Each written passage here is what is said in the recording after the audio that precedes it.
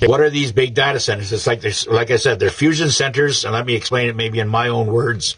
They're fusion centers being developed right now by I believe, the Global Alliance to monitor any type of terrorist threat, or domestic or foreign. It doesn't matter.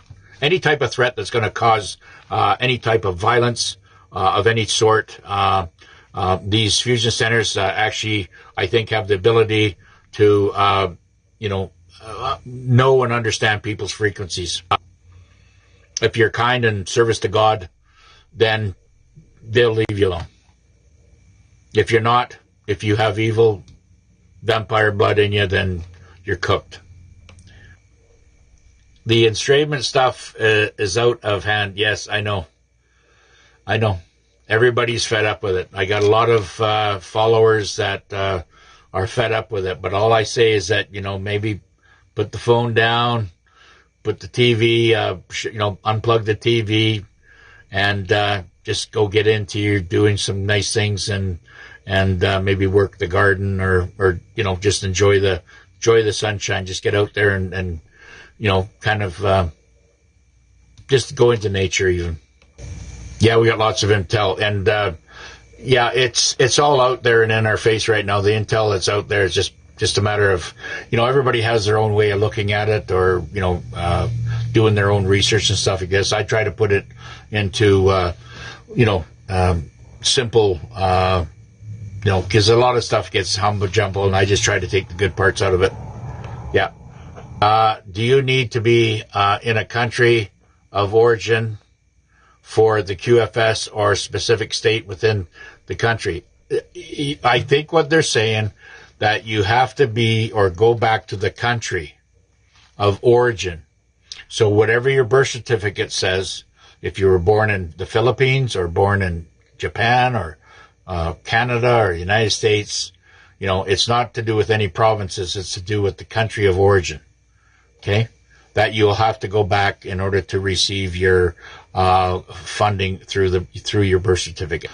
They can't have you, living halfway around the world. Like my daughter, she's going to have to come back to Canada. She's in Cairo right now. I guess there's a newer part of Cairo doing her thing, whatever she's doing. That one, she was born in Calgary. So she's not going to have to go back to Calgary. She'll just have to come back to Canada and hit a redemption center and get it worked out.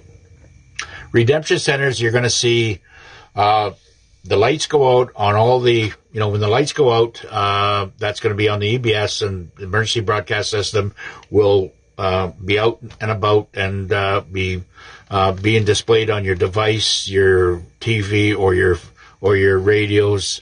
And at that point, let me just think here. Once that happens, everything will shut down. Okay.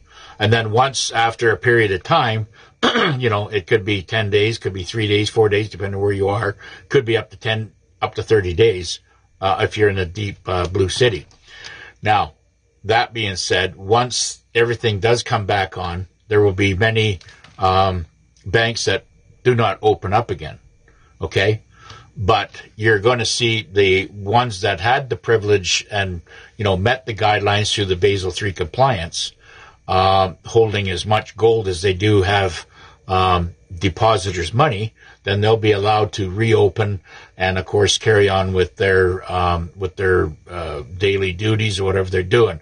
But they will be held accountable and have to. You'll see a whole huge change in the banks because they are going to be under the new NESARA protocol guidelines. Okay, and many banks will not open again, and of course, that's the point where you will lose the situation or lose your money. You'll be freaked out for a bit, and then, of course, you'll be have to go or to be notified to go to a redemption center where they will give you your funding through the quantum financial system that is off planet.